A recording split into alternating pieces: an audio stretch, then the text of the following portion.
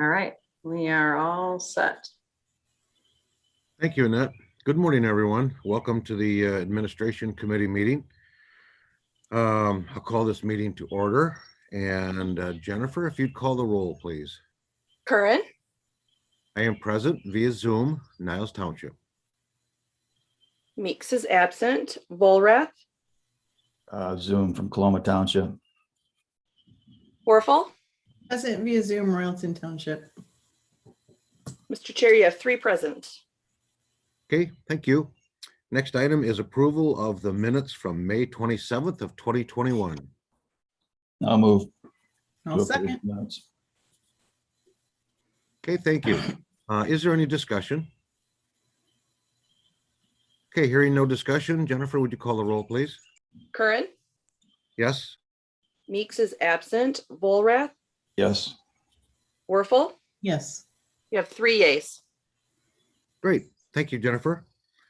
All right, let's move on to resolutions. And Annette, if you would, let's take 46, 47, 48, and 54 all together because they're all courts. If you could just do that first. And then we'll go back to the top and work our way down. Is that okay? Does that work for you? Okay, very good. Sorry, I didn't realize I was muted. So the first one's 246. Right, so 246, and actually these are all going to be pretty much the same. So the court receives funding through the state for various programs that they use through the court system. So 46 is for the mental health court grant application. So that's funding for the courts, and it looks like they're looking for $155,000 for that. We will follow up with a resolution to accept that grant once we receive acknowledgement that we've been awarded that. 47 is for the Swift Insure sanctions program that they've been using for several years. This one they're looking for $185,000. And then 48 is the drug court program. And this one they're looking for $105,000. And then you said to go to 54.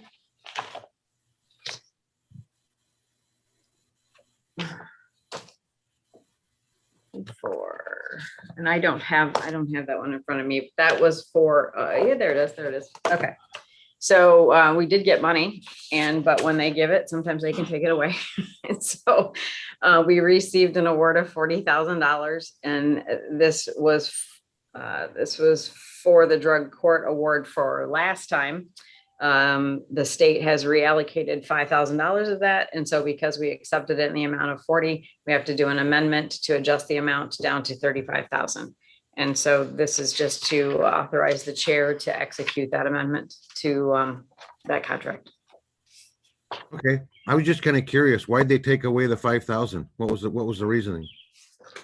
I don't know. They just reevaluate the problem solving court team is what it says. They look at it and analyze where the needs are, and evidently they didn't think we needed that extra $5,000. Okay, are there any questions from the committee members on any of those resolutions? Okay, not hearing any. And I noticed, Annette, in each one of those, the match was a different amount. Is that a percentage or is that a set amount? And they're all different, so I assume they got to be different percentages for the match. I don't have the answer to that question. So Okay. I will have to, I'll ask about that. How is that match amount figured? Okay, yeah, I was just curious as to how that match is how they determine that, because like I say, they're anywhere from like what, 6,000 all the way up to 80,000. So, okay, very good. If there are no questions on that one, let's go to 6245. Van Buren County as fiduciary. Annette? Right, so this is funding for the emergency management program. and we get this money as a region. And so annually, we have to do a memo of understanding with Van Buren County to be the fiduciary. And this is just a renewal of that agreement that we do every year. Okay, any questions from the committee members on that particular resolution? Okay, welcome, Don. Glad to see you made it this morning. And we will move on to resolution 6249, Washington Avenue project, road project. So on with us today is Kevin and Chris. And I believe Kevin is going to speak to these road resolutions that you have. Kevin. Thank you. Good morning. So the first resolution for the state of road project with Washington Avenue. This is one of our federal aid projects that we've slated and designed with the state over the past year. It goes from roughly Hilltop down to Maiden Lane. This is going to be a mill and fill of what the surface is there. So it's just milling out what is currently there, putting 2 inches of new asphalt back down. I'll be going back through there and coring all the manhole and sanitary structures and adjusting them back to grade and pouring them in concrete. So simple project, just a resurfacing project there. Okay, thanks, Kevin. Are there any questions from the committee members on Washington Avenue? Okay, I just have one, Kevin. When did you start the cement manholes? Are you gonna do that on every project or just this one? So we're starting it. We've seen some benefits out of it a little bit. Definitely when the manhole is within the wheel path of a vehicle, we definitely want to make sure that that is not going to sink, settle, or crack in any way. So we watched a couple projects of different agencies from MDOT to the cities doing it to see how it works. And I guess become impressed with it a little bit. So we're going to start trying on ours to see how it goes. Mainly these are in urban areas where we have a lot of utilities. And once we get out in the rural areas, you don't see them as much. Okay, thank you. Also, just out of curiosity, when they put a sewer in, they're putting in our right of way, correct? Do we have any say on where that sewer goes so that the manholes don't appear in the traveled portion of the road? Yeah, so we obviously a lot of these sewers are 40, 50 years old. So where they're at is where they're at now. But anything new that goes on, the latest one being Red Arrow and Union Pier, down on that corridor, we worked with the GRSD Sewer Authority and made sure those structures were in the shoulder of the road rather than being out in the travel way. So those you don't see cased in concrete just because they're out in the shoulder. There's no traffic over them. When we do, if they do have to go in the middle of the road, we try to plan on getting them in a turn lane or straddling the wheel path the best we can. Okay, great. Yeah, because I know, not only for vehicles, but for motorcycles as well, having those manholes in the traveled portion is, kind of hazardous. So that's good. That's why I was just curious how much say we had in that. But, Our right of way, we get to dictate as much as we can, but sometimes a lot of utilities existing are tough to move around down there. Yep, I understand. Okay, great. Thank you. All right, moving on to the Portage Road. So Portage Road again is another federal aid project with the state. This is just a simple overlay and trench and widen. So if you're familiar with the area, we started down at the state line a couple of years ago and continued north. We are finishing this section of roadway from Briar to US 12. Like I said, is a trench and widen, so it puts a 3-foot paved shoulder on that roadway. Just because of the vehicle traffic out there exceeds 2,000 cars a day. So per MDOT, we had to put a wider shoulder out there, 3 feet asphalt, 3 feet gravel. So that's just matching that road section and finishing it off to US 12. Yeah, Portage Road's getting more and more traffic because of what they're doing in Indiana. Yeah, I've been in several conversations with St. Joe County Highway Department, City of South Bend, with my counterparts there discussing. Last year, we had a lot of traffic issues coming up in the Bertrand Township because they shut down the bypass in the toll road. So we're seeing a lot of trucks. Our Weightmaster's been busy down there just trying to keep an eye on things. So we are kind of working with them, trying to see what the City of South Bend is going to annex and how far they're coming north. And making sure if they do something to one of their roads on the south side of the state line that we're working together to make sure our road matches standards coming across, so we don't get trucks stuck on 2-lane dirt paths. Yeah, good. Yeah, a lot of activity going on south of the line. Hey, just out of curiosity, what determines a state project? In other words, you know, So how, we try to why focus is, on our bigger projects, more dollars that we can go after federal funding for.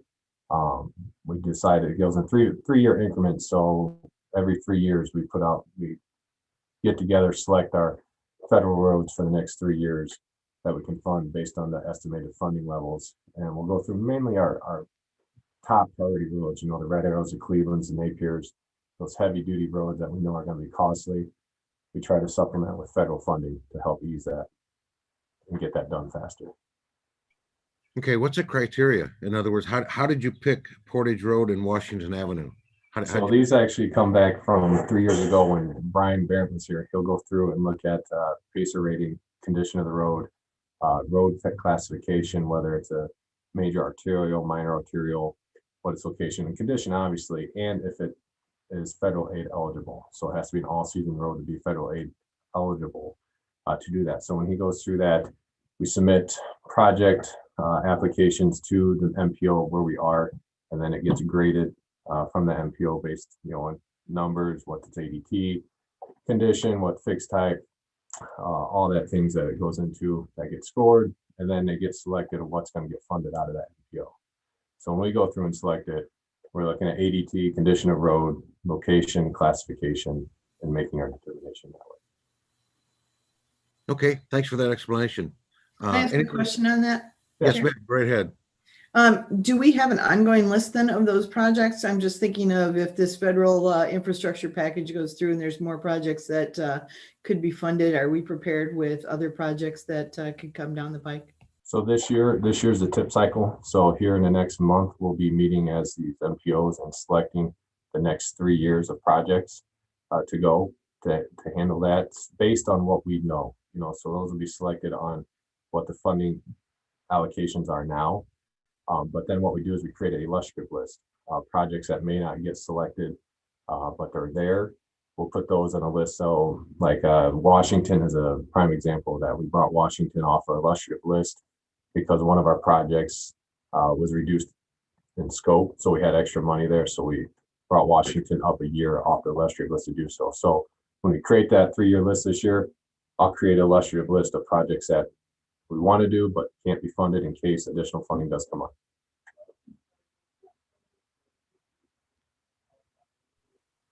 Okay, any other questions for Kevin? Okay, Red Arrow Highway Project. So Red Arrow Highway Project, again, is another federal aid. This one is from Sawyer Road, or technically about 600 feet south of Sawyer Road to 2,000 feet southwest of Harbert Road. We call it Main Drive. It's a side street off of Red Arrow that is not open to the public, but it is public right away where the limits are going to be. So just over 2 miles. This will be what we call a full reconstruct in a way. So we'll be milling all 4.5 inches of asphalt off the roadway. We'll be doing what we call concrete joint repairs on it so that we can sit there and repair all the bad joints underneath, just like we've done in the past. We'll pave 4 inches of asphalt back on 3 of the 4 lanes. The outside lane, which we refer to as Lakeside. So if you're familiar with Red Arrow Highway, one side there's a railroad, the other side is Lake Michigan. So because it's on a skew, that's how we refer to direction to keep it easy. So on the Lake Michigan side is what we refer to as that inside lane. That entire lane will get removed to take that road down to 3 lanes from Sawyer down to Harbor, or just south of Harvard. From there, it'll transition back out to 4 lanes.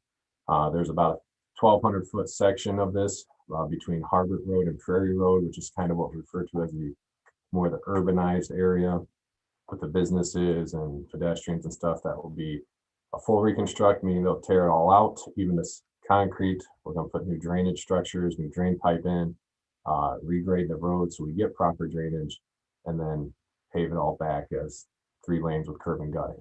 Outside of that will just be a typical 3 lane with a 3-foot paved shoulder and a 3-foot gravel shoulder. Where that 4th lane, that inside lane is being taken out, that's being taken out to allow the distance to place the non-motorized path. The non-motorized path will go from Harbert Road up to, if you're familiar with the Harbert Community Park, which is approximately about 1,500 feet. We're doing that so we can tie in the businesses, the curb and gutter, and the drainage, all the work out there.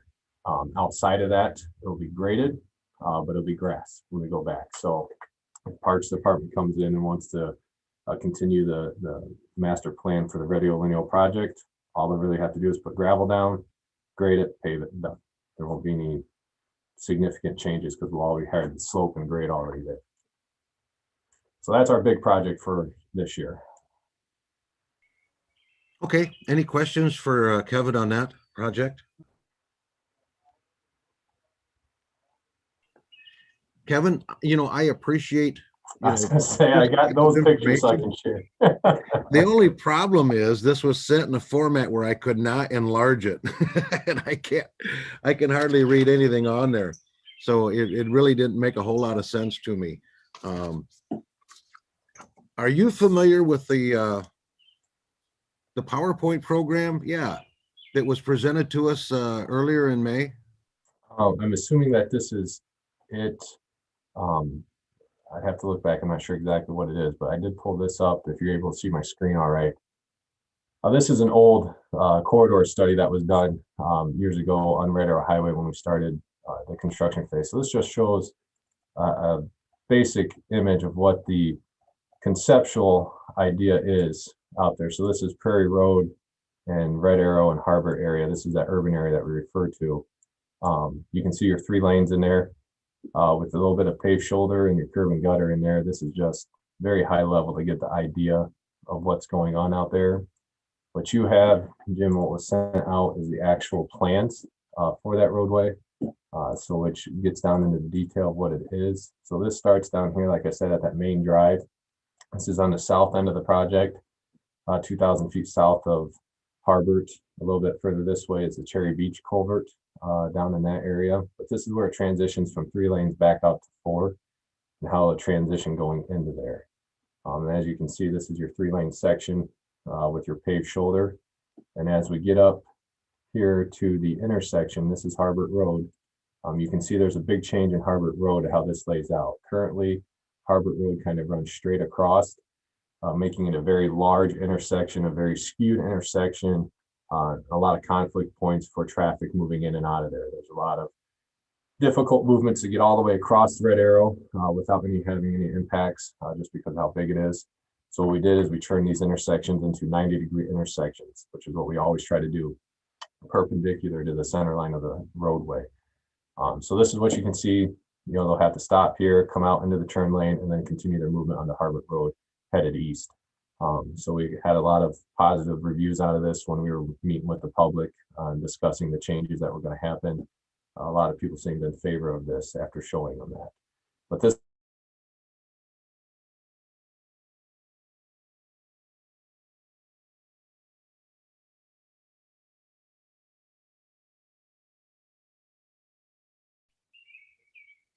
Is it just me or did Kevin freeze up? laid out in the right of way that's in there, but we do tighten it up a little bit. Got quiet.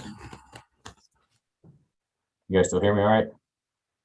Yeah, you kind of froze there for a minute, Kevin, but you're Yeah, back. I just got the warning saying it lost internet connection. So this is just Prairie Road again, just showing this. And then you can see right here, if you can see my cursor, this is where the non-motorized path is up on this. How far off the roadway is that?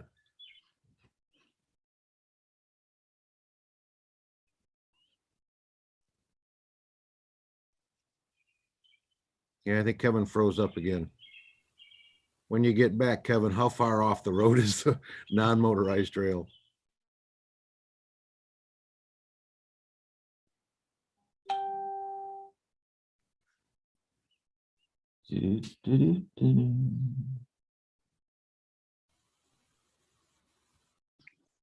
So this is Chris, with Kevin froze up there. I'll try to answer that question.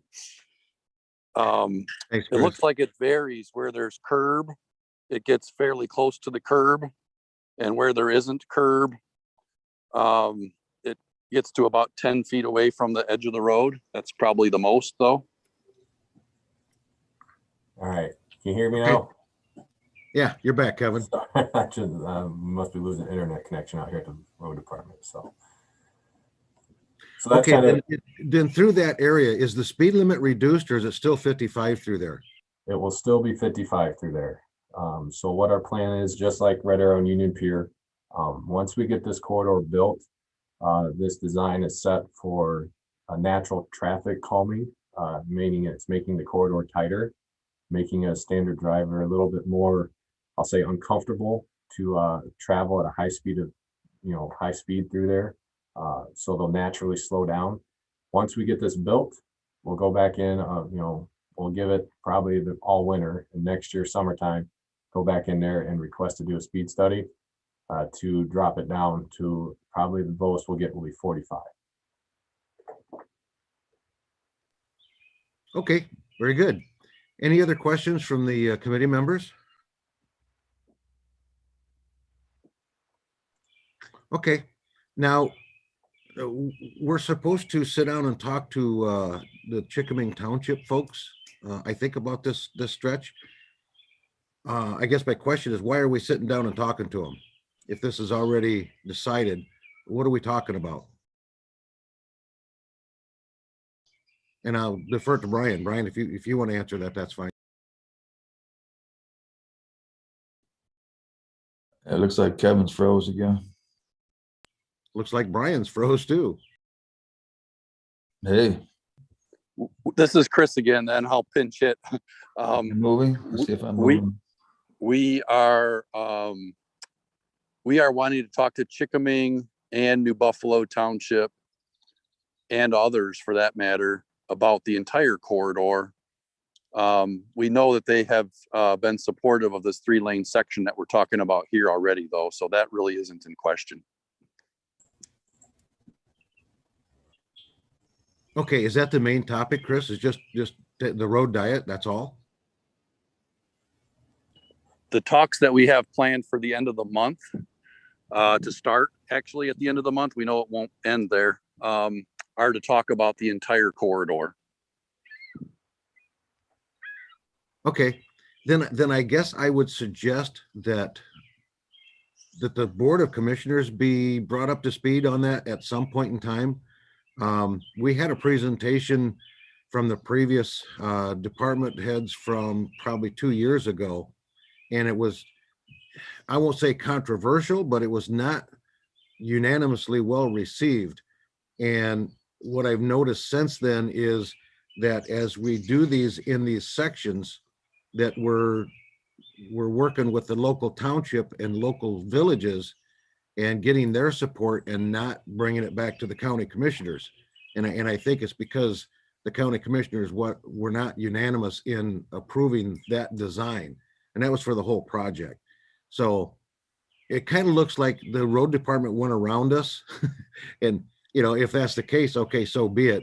But I still think at some point in time, the whole board needs to be brought up to speed. And I know Commissioner Scott down in that area is very vocal and keeps track of every bit of this. So again, I guess at some point in time, I think the whole board should be brought up to speed on that whole project, the whole section that you're talking about. We absolutely intend to include the whole board in those updates and discussions. And we did not purposely go around the county commission as it is. I think we felt like there had been enough support of the 3-lane section to do it. And we feel like that's the best approach, and apologize if it didn't get fully vetted, but we fully intend to do that with you as we proceed with the study of the complete corridor and the other phases. Okay, that'd be great, Chris. Appreciate that. Anything else from the committee members? Any questions?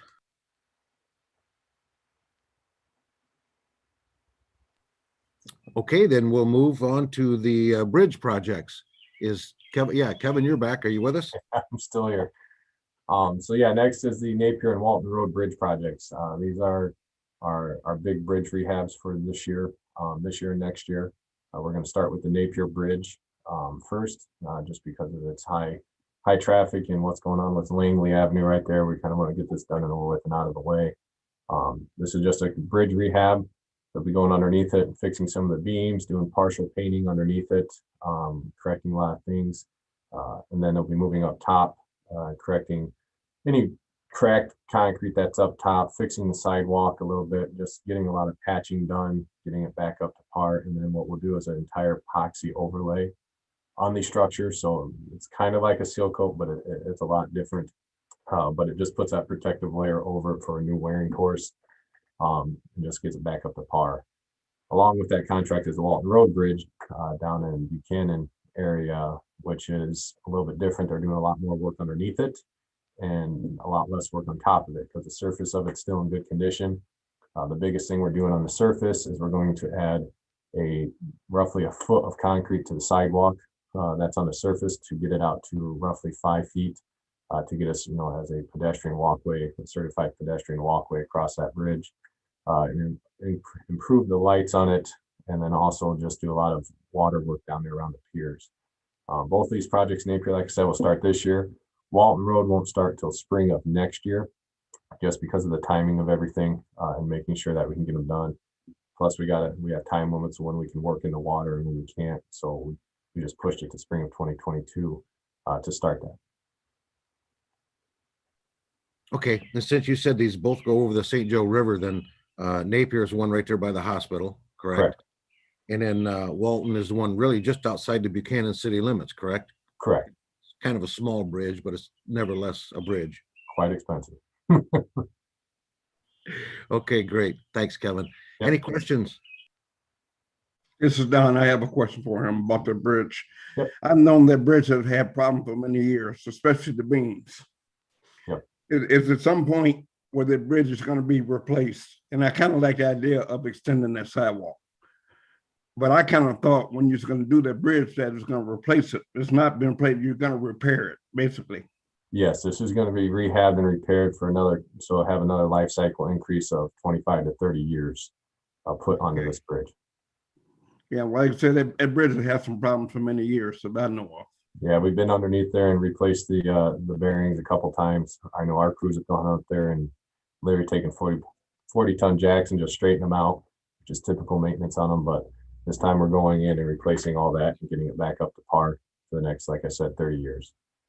Okay, that's the only question I have, but I'm kind of familiar with that bridge. Got to move some houses across there. And there was a problem. There was a problem with the weight restrictions.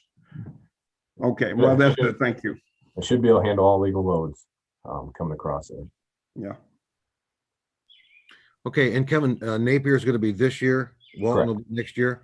Yep. Okay, great. All right. Well, thanks, Kevin. Appreciate you No being problem. here this morning. If you or Chris, if you don't have anything else for us, you're free to go back to work. Fantastic. Appreciate it. Have a good one. All right. Thanks again. Yep. Okay, next item on the agenda is administrator's update. Brian? So to the committee members, I have now restarted my machine, I think 3 times as this meeting has gone on. So I apologize. I don't have anything to add other than I've been running around this building trying to find Wi-Fi. The link configuration discussion, I know that Jim, I heard bits and pieces of you mentioning we are going to be down in New Buffalo connecting with them. My intent is to pull the commissioners into how that discussion goes and then work to get admin and, if desired, the full board of commissioners a report that just illustrates not just what you've discussed today, but the entire section of Red Arrow. That's something that Chris and I have talked about, and we'll happily get it in front of you all very soon. Well, and I think that was my point, Brian, is that I think it was about 2 years ago, we had a presentation from that department. Mm-hmm. And there were questions on, the road diet. There were questions on the non-motorized trail. Mm-hmm. And since that time, it appears, because there was not unanimous consent getting behind it from the full board, that the department decided to go around the board and do these in sections with the townships or the villages. and, just kind of like we're going along for the ride rather than getting our buy-in first and then, doing it that way. So that was just an observation. I don't know if that's true or not. But all I said was that as we did this today, we approved this, we have done one or two others that at some point in time, the whole board needs to see that whole project. And Chris acknowledged that and said, yeah, at some point in time, the full board will be informed on it. But that was my only point, is that, we're approving this section, but the whole board hasn't seen this, hasn't approved it. And one of the most vocal ones is going to be Commissioner Scott, because it is down in his area. So I think, if the whole board is still behind it, then I think it's obviously worthwhile with going through and getting the local buy-in as well. But the full board needs to be part of the process, I guess. Mr. Chair, I'm in complete agreement. The pep talk that I've given to Chris is, what I'm concerned about is we're advancing these projects and a day is coming where we're going to bring them contract in hand for the board's approval, and the votes won't be there to approve.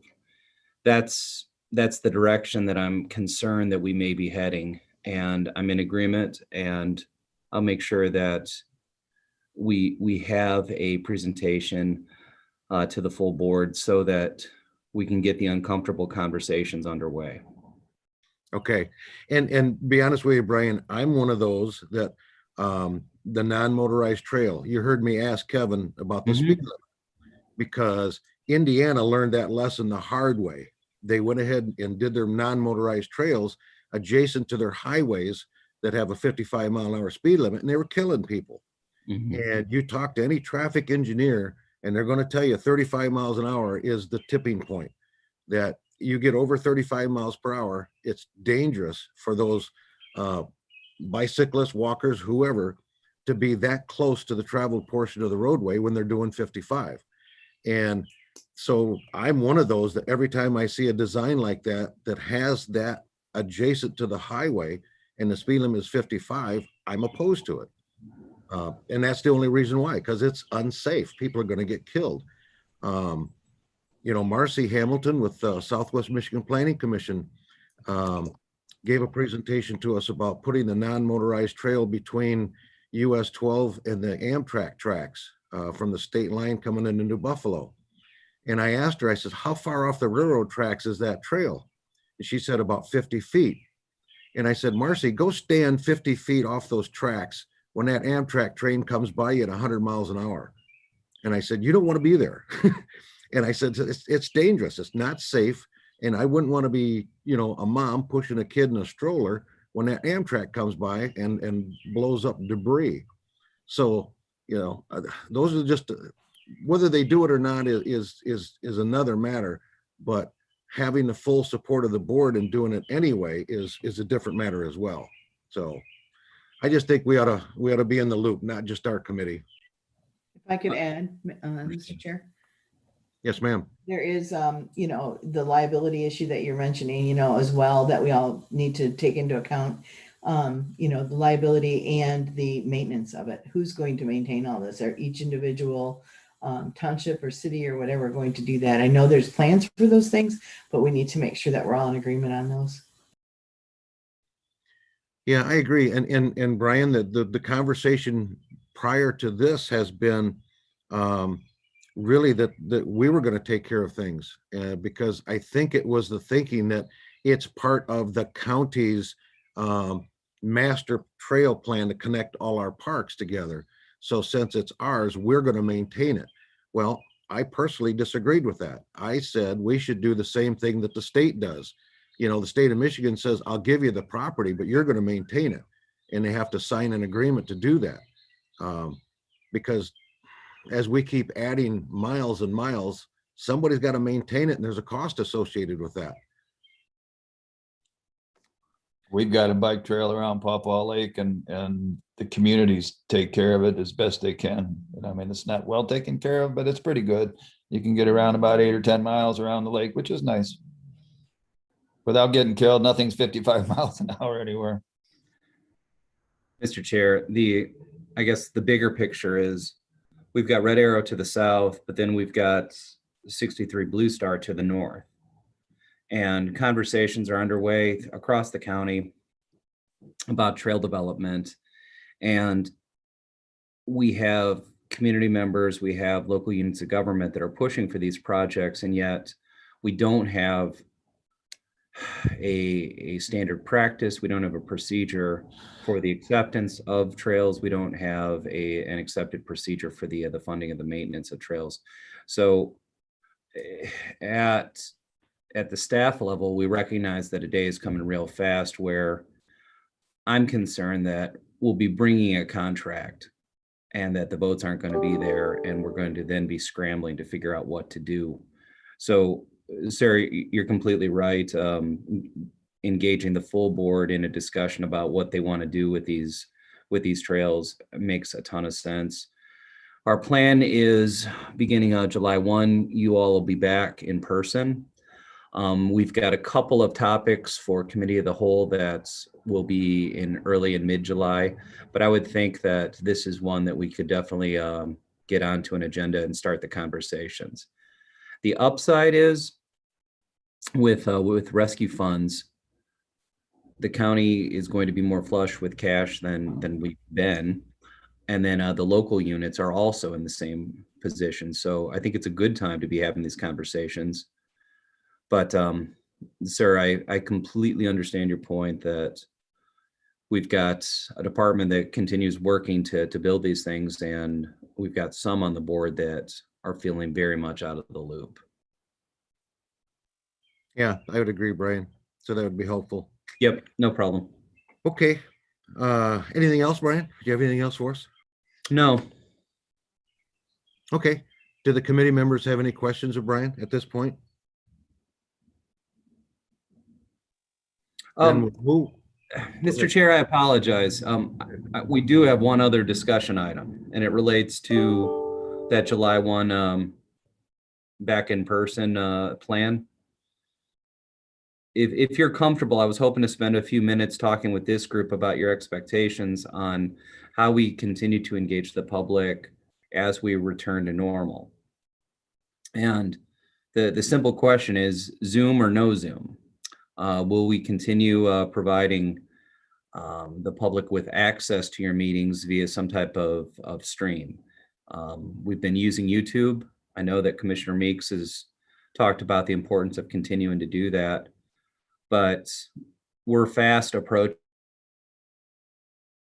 July 1, and we just need some guidance on what your expectations are. We are completing AV upgrades in the Board of Commissioners conference room. We had hoped to use them this morning. I think we're in a good position to be able to continue to provide that YouTube stream, but I don't want staff just making assumptions that the board isn't good with. Okay, then I'll go to the committee members. What are your thoughts? I like hearing that, Brian. This is Don. Okay, so I had voiced my opinion. I'm good with it being YouTube streamed as well. I don't care. I've been sick all week. I don't care about it. The first time I've been out of bed more than a couple hours. It's Sunday, so. Yeah, I think we should continue with the YouTube. If the public's gonna want it, and there's no sense in pissing them off. Dave, you get sick because you went to see the Tigers play. I did 15-2. I'll do it to you every time. I actually got a little head cold from my grandkids and just developed from there. But I did see a 15-2 slaughter Saturday, and it was ugly. That's also what made you sick, right, Dave? Yeah. Okay. Brian, I guess I'm of the opinion I'd like to hear what is involved and the costs in continuing the Zoom along with the in-person. If it's necessary, okay, fine. If it's not necessary, I just say let's go back to the way it used to be. So I guess I'd like to know what is it involved? What does it take to continue the Zoom and do the in-person both? Okay. So I'm going to ask Annette to help with this discussion. But the simple answer is we can cover any meeting that's going on in the Board of Commissioners room. For any of the committee meetings, as you break into the conference rooms, we're not going to be able to do that. Between myself and Annette, we can't be in every room, and we certainly don't have the IT equipment in every room. Annette, you got thoughts to add? Well, Can we train our chairs to do that? I think our chairman could probably take care of that of each committee. And I didn't necessarily want an answer right now. Think about it. Let us know what it's going to involve, and we'll go from there. Is there any possibility just to record and post them later? Well, you're still putting forth the same effort, so I don't see any savings or any efficiencies there. No, I'm just wondering, okay, because I know when we went to Zoom and all the challenges we've had with the Zoom, are we going to be continuing a headache? That's all I'm kind of looking at. And like I said, I don't need an answer right now. Just kind of give me an idea going forward. What does it take? What does it involve? What's it going to take? And we can evaluate from there. Mr. Chair, I think I can answer your question right now, if that's okay. Sure, go ahead. Okay, so for any of the committee meetings that break to conference rooms, we don't have the ability to quickly or easily stream or record those sessions. We could slap something together, but the audio quality is not going to be great, nor would the video quality. Any meetings occurring in the Board of Commissioners conference room is very much doable. My recommendation is, as you get to July, for that first month, I would recommend that the actual BOC meeting be recorded, be televised on YouTube, and that your committees that you just return to normal. Now, we can look at the calendar, and if there is a certain committee, or if we want to rotate the committees to use the boardroom, that is one way that we can continue pushing committees out over YouTube. And that's really what I'm looking for guidance on. Do we want to just focus on getting the full board meeting streamed and accept that we don't have the technology in place to do the committees?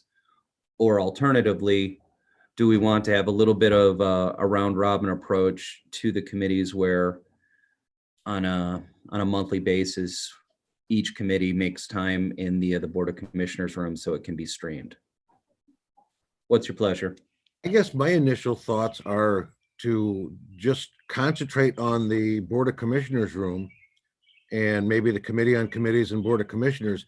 And after doing maybe 2 meetings, maybe look at it and evaluate it for content quality, see if it's worth it, to see if we want to continue. And then we either continue and make it better, or we discontinue the practice.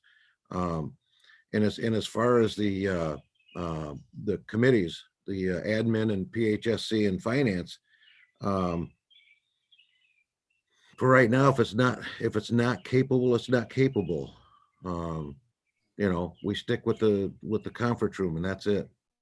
Yeah, Jim, I don't see the need to extend it into our committee rooms when we're reporting on that meeting right after we finish in our open meeting. And also we've got minutes that are available to the public. We've got lots of information that they can get without putting more money into the rooms and broadcasting that way. Good point, Dave. Thank you. Well, Thanks. I kind of think it's already covered when we do our committee reports. Our committee chairs do a real good job of reporting the activities of what's going to happen. A real I good think job. we got that covered very much. So I think we kind of focus on Board of Commission meeting, because everything comes out in that. Everything we do comes out in that meeting. So the public is abreast about what's going on. Okay, thanks, Don. My thought. I agree, and we're still open to the public, so they can come to the individual meeting, and it'll be easy enough to view from the Board of Commissioner meetings how many views the recordings are even getting. So if they're not getting a lot of views, there's no point in trying to spend a lot on technology to get more people to be involved. Yeah, just to good point, follow up Julie. on- And that's what I meant by evaluated after we've done a couple, Mm-hmm. like you said, look at that, look at some other things. Go ahead, Brian. I'm sorry. I didn't mean to cut you off. Oh, I was just gonna say this morning's PHS, I think we had a total of 4 viewers. So that's one where it's purely anecdotal, but it felt very much like a good, it's a good illustration of why spending thousands to try to stream the committee meetings might not be the best investment.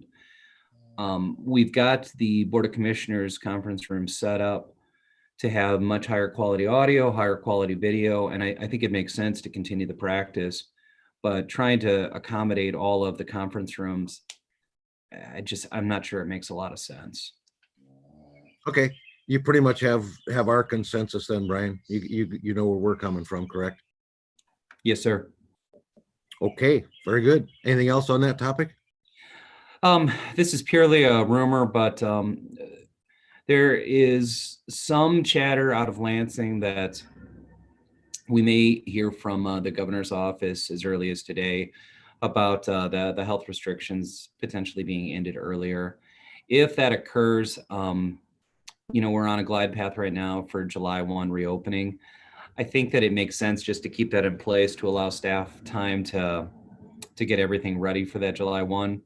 But to admin, I wanted you all to be aware of it.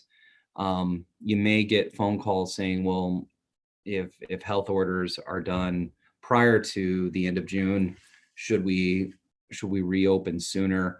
My initial thought is if that situation does occur in Lansing, I think it makes sense just to ride out the remainder of our state of emergency. It allows us time to get ready for the July 1 reopening, but it then also continues to stick with the plan of spending a solid 30 days notifying all the local units of government that they need to be ready to back to in-person meetings. Makes sense to me. Okay. Stay with July 1st. Okay. Anybody disagree? Okay, sounds good, Brian. Shall we move on to Annette? Annette, committee meeting overview. Now, who are you doing this for? Who's this presentation for? It's for, I've done it at all of the committee meetings, so you guys are the last ones to get it. Is that what you mean? No, go right ahead.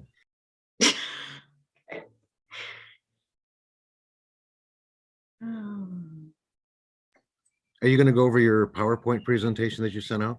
That was very nice too, by the way. I looked at that. Thank you.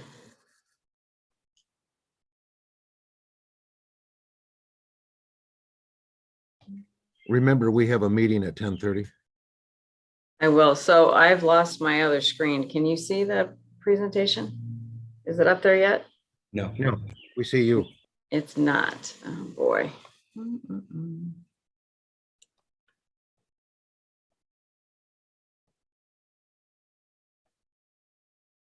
All right, let's try this again. Now, is this part of the upgrade? Is this Those were zeros, not gains. Is what part of the upgrade? you not being able to get your screen up? No, having to go back into our individual rooms, that's part of the upgrade. So that was supposed to work this morning. Yesterday we practiced, it was beautiful. Okay, And then today, not so much. So, all okay. right, let me try this again. Sorry. Annette, I've got the file up. Do you want me to do the screen share and you can just walk them through it? Sure.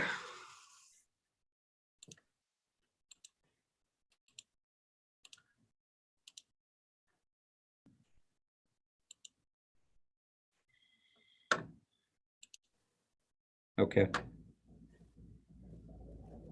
All right. So we thought that it would be helpful to provide just kind of an overview of what our parent committee meetings or what our parent committees do. And as we kick back into doing these on a regular basis, as you know, for the last year and a half or so, we've been kind of doing committee meetings as we needed to, where we've had specific things to address. We are looking to July 1 to be the date that we will go back into having standard committee meetings for the parent committees. there we go.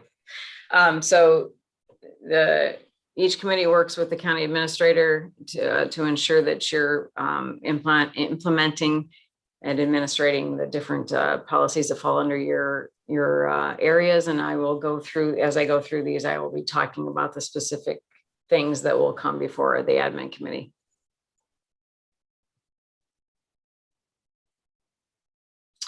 Resolutions, as we just did today, is a prime example of one of the things that's the main thing that you guys will be doing every week. We try to funnel the information through the secretaries so that we are shortening the amount of updates and things like that that are coming before you.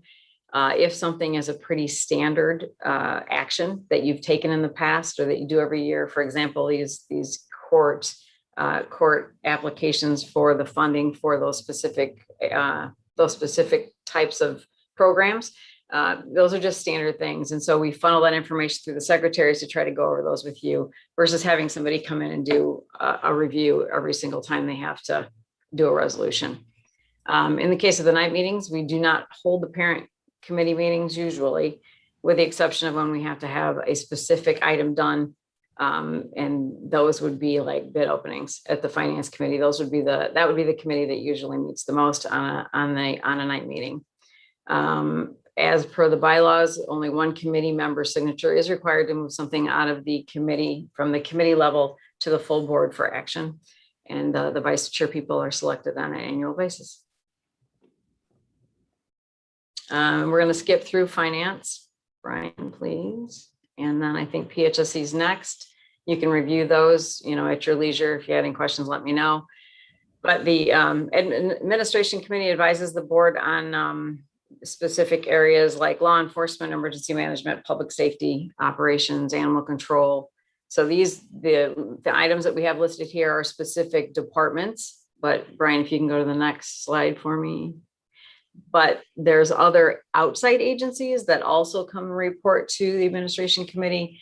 I'm just trying to pick one out of the blue. West Michigan Legal Services, the SMART committee, those kind of things. So if we had to take action on something that they were doing, when we revised this in 2017, because this is also part of the bylaws, this list is maintained in the administrator's office. So if one of these agencies needed to come to the Board of Commissioners for action, we would bring them through a specific committee. And so these are the various areas that you cover. You'll see the reporting schedule. So that's one of the things we normally would have done at the first meeting of the year, is you would have talked with your secretary to arrange if you wanted to adjust this at all. So you can see that on a standard year, animal control would come and talk to admin 4 times a year. The sheriff comes every month, those kinds of things. So that kind of gives you an overview of the different categories that fall under you. Oh, well, and then there we go. So besides that, these are specific things that kind of go to the admin committee. So the funds distribution through the Bering Community Foundation, that's usually for the sheriff's department. Those come to your committee for some follow through. Anything that has to do with people wanting to use county property or facilities. I'll use example of the art fair every year that we have. They give us a request to use this parking lot to let their crafters park here. Those kinds of things come to the admin committee for approval. And then any board appointments that would fall under your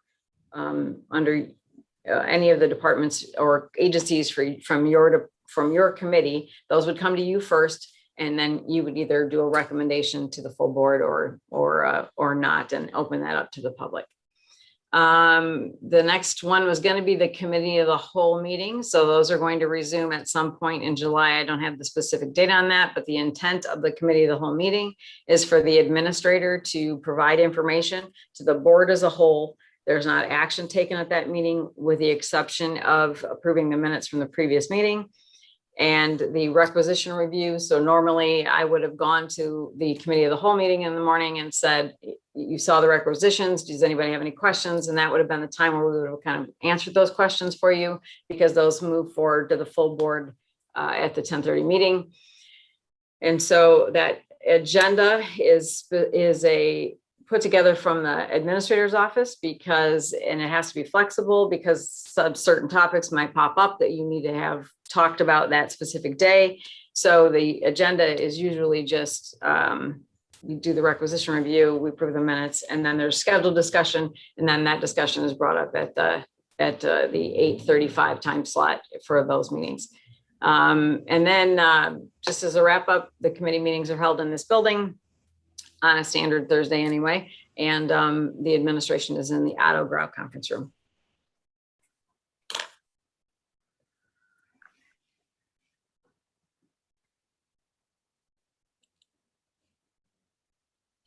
Any questions?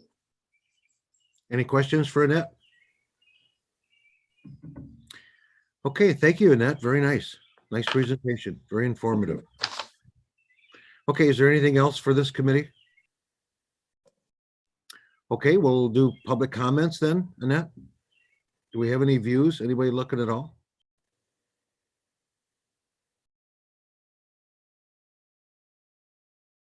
You have 5 watching, and I don't have any public comments for you guys. Okay, very good. Anything from the committee members? Anything, Brian, before we go? Okay, hearing nothing, we'll adjourn this meeting and we'll see everybody at 10:30. Have a good day.